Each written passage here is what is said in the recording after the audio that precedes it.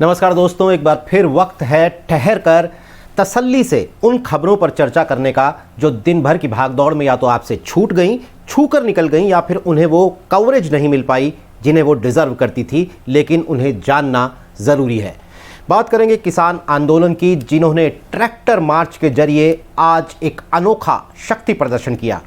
आपको अमेरिका भी लेकर चलूंगा, दुनिया का सबसे ताकतवर देश जिसने अपना सबसे काला दिन देखा है। बात करेंगे कोरोना वैक्सीन के कल से शुरू हो रहे एक और ड्राई रन की तैयारियों की, क्या है केंद्र सरकार की तैयारियां, और मोहम्मद सिराज भारतीय टीम के फास्ट बॉलर क्यों रो पड़े जब बजा राष्ट्रगान। मोहम्मद सिराज का ये इमोशनल मोमेंट भी आप और हम साझा करेंगे।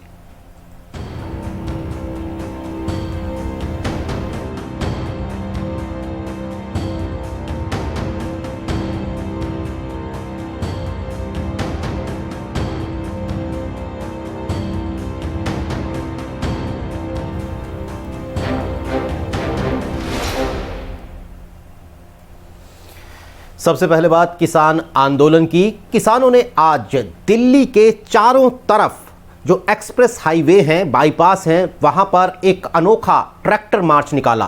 किसानों का दावा है कि 5000 से ज़्यादा ट्रैक्टर और दूसरे वाहन उस मार्च में शामिल हुए। महिला किसान शामिल हुई।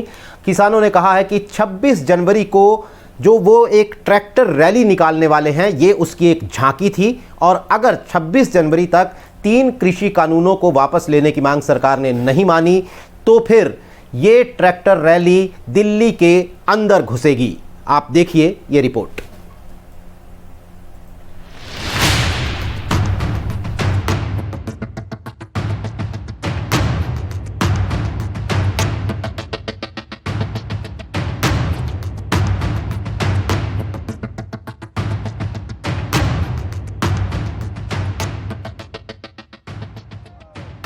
8 राउंड की बातचीत के बाद भी किसानों और सरकार का गतिरोध जब रास्ते पर नहीं आया तो किसान रास्ते पर आ गया।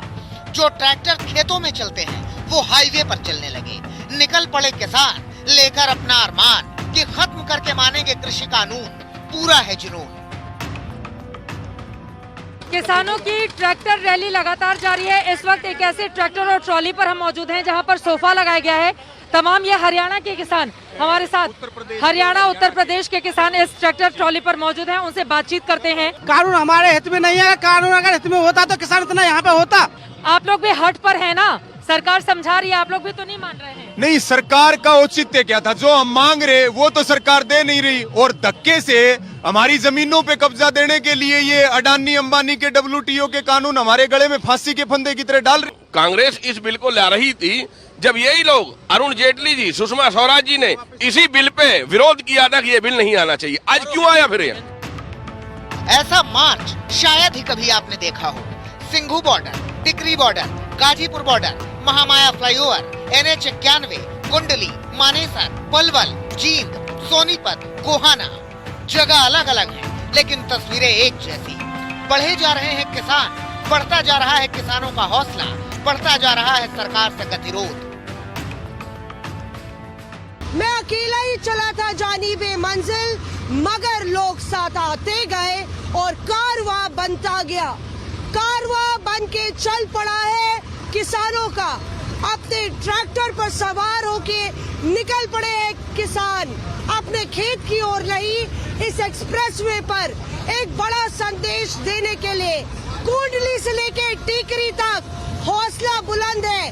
हजारों ट्रैक्टर, उनमें सैकड़ों किसान सवार हैं। चेहरे पर जुनून है और आंखों में चमक। ये तस्वीरें गाजीपुर बॉर्डर की हैं। यहाँ से किसानों ने जब ट्रैक्टरों पर कूच किया तो नजारा बेहद भव्य नजर आ रहा था। जिस तरीके से आप लोग किसान आंदोलन को भी आगे बढ़ाते जा रहे हैं, तो ये एक नया उसमें चैप्टर, नया चैप्टर है। किस तरीके से, क्योंकि कल बातचीत होनी है आपकी, तो बातचीत और आज आप लोग इस तरीके से तो क्यों नहीं कर सकते? बातचीत होगी तो उसकी 26 तारीख की भी तो तैयारी करनी है ना हमें भाई। 26 तारीख से लोग ट्रैक्टर रैलियां निकाल लेंगे, 26 तारीख को दिल्ली में परेड में शामिल होंगे, तो ट्रैक्टर कैसे लाइन में चलेंगे, तो ये व्यवस्था बनानी पड़ती है सारी। रंग बिरंगे ट्रैक्टर पर लदे किसान, किसानों के हाथ में तिरंगा, कारों की छत पर बैठे किसान, अलग अलग वेशभूषा में किसान। पूरा नजारा किसी विरोध प्रदर्शन का कम बल्कि किसी झांकी जैसा लग रहा था। किसानों ने ट्रैक्टर को अपना प्रतीकात्मक हथियार बना लिया है। ये संदेश देने की कोशिश की है कि सरकार को किसानों की बातें माननी ही पड़ेंगी। हम चाहते हैं जैसे किसान अब अपनी खेती कर रहा है या जो भी है उसको उसके हाल पे रहना चाहिए, लेकिन जो किसान अपनी फसल बोता है उसका मुआवजा उसको सही मिलना चाहिए। लेकिन इसीलिए तो सरकार बोल रही है कि हम ये कानून ले आए हैं, सिर्फ इसी वजह से। ये सरकार जो गुमराह कर रही है किसान को। हमारी मांग 10 रखी गई थी वहाँ पे, तो 2 मांग ली उन्होंने जो पीछे की थी। जो मेन है कानून वापस ले जाएं और न्यूनतम समर्थन मूल्य पे कानून बने जिसमें अगर उससे कम खरीदता सजा का प्रावधान हो। अब आप देख लो आय दुगने की बात हुई थी। आप यहाँ पर मुझे बता रहे थे कि लग रहा है कि एमएसपी पर सरकार मान जाएगी, इस तरह का रुख देखने को मिल रहा है। देखने को ऐसी जैसे नेताओं के उनकी भाषा से ऐसा लग रहा है कि मान जाएगी, लेकिन जब लिखित में कानून बन जाए जब तभी तो हमें विश्वास करेंगे। सरकार ने लाख कोशिशें कर ली लेकिन किसान टस से मस नहीं हुआ। 8 जनवरी को 9वें राउंड की बैठक के पहले किसानों ने सरकार के सामने ट्रैक्टर के साथ शक्ति प्रदर्शन कर दिया। इंटरनेशनल शूटर पूनम पंडित इस वक्त हमारे साथ मौजूद हैं बुलंदशहर से। ये ट्रैक्टर लेकर वो आई हुई हैं और किसानों को अपना समर्थन कर रही हैं। पूनम, क्या चाहती हैं आप? यही चाहे काले कानून रद्द हो जाए। पूरा देश जिसमें पूरे अन्नदाता की सहमति है उसमें हमारी, हम देश से बाहर तो है नहीं, किसान से बाहर नहीं, क्योंकि किसान परिवार से। तो आप ये ट्रैक्टर चलाती हैं? हाँ, वैसे नहीं चलाती मैं, अब समर्थन देना ही हो, ट्रैक्टर लेकर आए हुए हैं, समर्थन दे रहे हैं। वैसे थोड़ी ट्रैक्टर चला के हर जगह जाऊँ मैं। तो ट्रैक्टर सीखा है यहाँ पर किसानों के साथ इस रैली में शामिल होने? पहले भी सीख रखा ट्रैक्टर किसान परिवार से, ऐसी बात ना कि मैं नहीं सीखो। सरकार की कोशिश है कि वो इन ट्रैक्टरों को वापस खेत तक पहुंचा सके किसान को मेड़ तक। यहाँ पर सैकड़ों की तादाद में ये तमाम ट्रैक्टर्स हैं जिसके जरिए दरअसल एक बड़ा संदेश यहाँ पर देने की कोशिश सरकार को कि अगर हमारी मांगे नहीं मानी जाती हैं तो फिर इसी तरह की स्थिति आपको 26 जनवरी को यानी कि गणतंत्र दिवस परेड के दिन भी दिखाई देगी। अब बीच का रास्ता कैसे निकलेगा? आप देखिए तस्वीरों में, यहाँ पर पंजाब के भी किसान हैं, दूसरी तरफ उत्तर प्रदेश के भी हैं, हरियाणा के भी हैं, अलग अलग हिस्सों से ये लोग आए हुए हैं। कुछ लोग यहाँ पर बाइक पर भी आपको चलते हुए दिखाई देंगे। दूसरी तरफ आप तस्वीरें देख रहे हैं, लगातार ये जो पेरिफेरल एक्सप्रेसवे है यहाँ पर इनकी भारी तादाद आगे की ओर बढ़ते हुए। किसानों ने तो अपनी ताकत का नजारा दिखा दिया। अब देखना यह है कि कल किसानों के साथ होने वाली अहम बैठक में सरकार का रुख क्या रहता है। 2 बातें साफ हैं। एक तो ये कि इस बार सरकार को किसानों से तकड़ी चुनौती मिली है, और दूसरी बात ये कि 1.5 महीना करीब हो गया इस आंदोलन को। अगर किसानों को कोई बरगला रहा होता, कोई भड़का रहा होता, तो शायद इतने दिनों में सरकार भी उन्हें मनाने में कामयाब हो जाती। किसान दरअसल जो मुद्दा उठा रहे हैं, इससे ये साफ हो जाता है कि वो उस मुद्दे को लेकर उनका जो फंडा है वो क्लियर है। वो उन कृषि कानूनों को रद्द करवाने की मांग पर उससे पीछे नहीं हटने वाले हैं। अब 26 जनवरी को अगर ये रैली दिल्ली के अंदर घुसती है तो क्या हालात होंगे, इसका अंदाज़ा लगाना भी मुश्किल है। पिछले 1.5 महीने में दिल्ली की कड़कड़ाती सर्दी ने किसान आंदोलन के इंतजामों को तो थोड़ा बहुत गड़बड़ाया, लेकिन किसानों के हौसले को नहीं गड़बड़ा पाई है। हम देख रहे हैं कि आजकल महिला किसानों की तस्वीरें सामने आ रही हैं जो ट्रैक्टर सीख रही हैं और ये कह रही हैं कि वो भी 26 जनवरी को दिल्ली आएंगी। दोस्तों, कल सरकार और किसान संगठनों के बीच 9वें दौर की बातचीत है। 14 अक्टूबर को पहले दौर की बातचीत हुई थी और 4 जनवरी को 8वें दौर की, यानी 8 बार किसान संगठन और सरकार एक साथ बैठ चुके हैं। कल 9वीं बार बैठेंगे। अगर सरकार किसानों को मनाने में कामयाब नहीं होती है तो 26 जनवरी तक ये आंदोलन क्या रूप लेगा, ये कहना फिलहाल मुश्किल है। उधर सुप्रीम कोर्ट ने तबलीगी जमात के एक मामले पर सुनवाई करते हुए किसान आंदोलन पर एक टिप्पणी की। सुप्रीम कोर्ट ने कहा कि क्या कोरोना के जो सोशल डिस्टेंसिंग के नियम हैं या जो एहतियात हैं वो किसान आंदोलन में बढ़ती जा रही हैं। तो सरकार की तरफ से कहा गया कि जी नहीं, बिल्कुल नहीं बढ़ती जा रही हैं।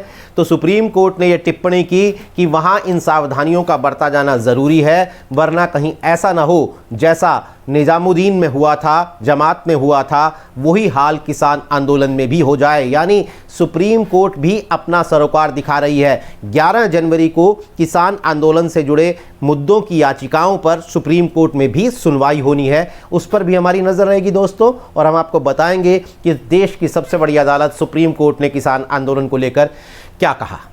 अब चलते हैं अमेरिका, दुनिया का सबसे पुराना लोकतंत्र, लेकिन जो भीड़ तंत्र में बदल गया। 6 जनवरी को अमेरिका ने वो तस्वीरें देखी जिनकी उसने कभी कल्पना भी नहीं की होगी। दुनिया के हर हिस्से में लोकतंत्र की ठेकेदारी का जिम्मा लेने वाला अमेरिका 6 जनवरी को भीड़ तंत्र में बदल गया, और वो भी मिस्टर प्रेसिडेंट के भड़काने पर। देखिए ये report.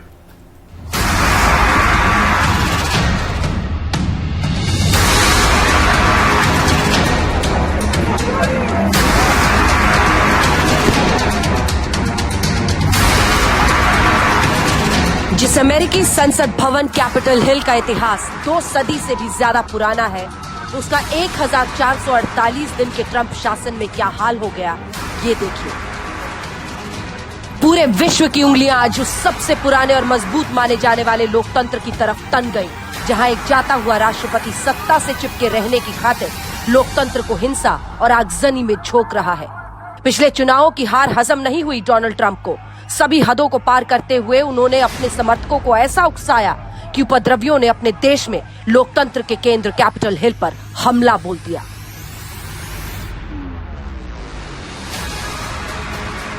We're going to walk down to the Capitol and we're going to cheer on our brave senators and congressmen and women, and we're probably not going to be cheering so much for some of them, because you'll never take back our country with weakness. You have to show strength and you have to be strong. गोलियों की आवाज और आगजनी की ये Capitol Hill पर अभूतपूर्व तस्वीरें देखिए, मानो लोकतंत्र का सबसे बदसूरत चैप्टर लाइव चल रहा था। ट्रंप समर्थकों की पूरी भीड़ कैपिटल हिल पर टूट पड़ी थी। पुलिस रोकने में नाकाम रही और वो अंदर तक घुस आए। सीढ़ियों पर हुड़दंगी कोहराम मचाने लगे। ये भिड़ंत लगभग 3 घंटे तक चली। एक सुरक्षाकर्मी बेकाबू प्रदर्शनकारियों को समझा रहा था, उन्हें पीछे हटने को कह रहा था, और तमतमाए हुड़दंगी उन्हें सीढ़ियों पर दौड़ा रहे थे।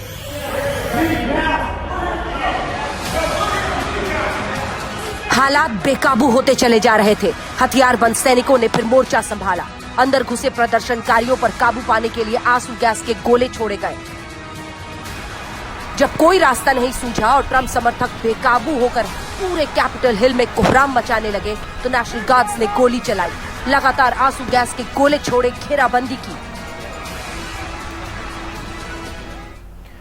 न्यूयॉर्क टाइम्स ने लिखा, it's a desperate attempt to overthrow the democratic process, यानी ये लोकतांत्रिक प्रक्रिया को उखाड़ फेंकने की एक निराशाजनक कोशिश थी। सोशल मीडिया पर एक्टिव रहने वाले डोनाल्ड ट्रंप के 2 ट्वीट ट्विटर ने डिलीट कर दिए। उनका अकाउंट 12 घंटे तक सस्पेंड रहा। दुनिया भर के नेताओं ने ट्रंप की और ट्रंप समर्थकों की इस करतूत की, बुराई की आलोचना की। खैर, डोनाल्ड ट्रंप अब भी अमेरिका के राष्ट्रपति हैं। उन्होंने अपनी हार मान ली है और 20 जनवरी को सत्ता का ये ट्रांसफ़र जो है जो बाइडेन को हो जाएगा। लेकिन जो विरासत डोनाल्ड ट्रंप ने अपने लिए बनाई थी, वो इस काले दिन के बाद अगले 4 सालों तक, जब वो हो सकता है कि दोबारा राष्ट्रपति का चुनाव लड़ने की कोशिश करें, तब तक जिंदा रहेगी, या कोई नई विरासत डोनाल्ड ट्रंप को बनानी पड़ेगी, या फिर वो अब राष्ट्रपति बनने का सपना ही छोड़ देंगे। इन तमाम सवालों को लेकर दुनिया भर के पॉलिटिकल एनालिसिस फिलहाल बात कर रहे हैं। दोस्तों, चलते हैं अगली खबर की तरफ, और वो है कोविड वैक्सीन की। कल से पूरे देश में एक बार फिर कोरोना वैक्सीन का एक ड्राई रन होगा 33 राज्यों में और केंद्र शासित प्रदेशों में।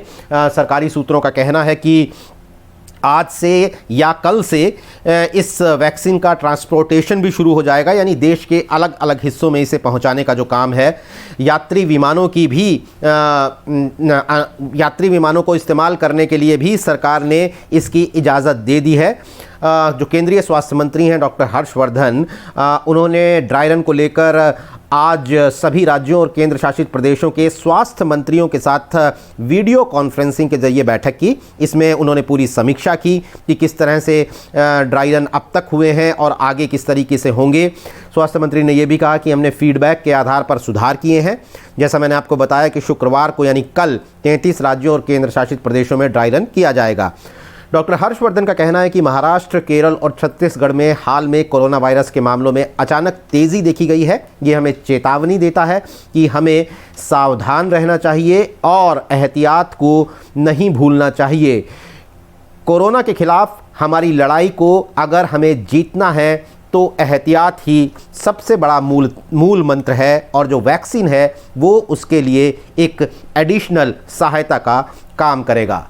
बात करते हैं मौसम की। उत्तर भारत में मौसम के तेवर जो हैं वो नरम होने का नाम ही नहीं ले रहे हैं। दिल्ली में 21 सालों की सबसे ज़्यादा बर्फबारी, जी हाँ, दिल्ली में बर्फबारी देखने को मिली है।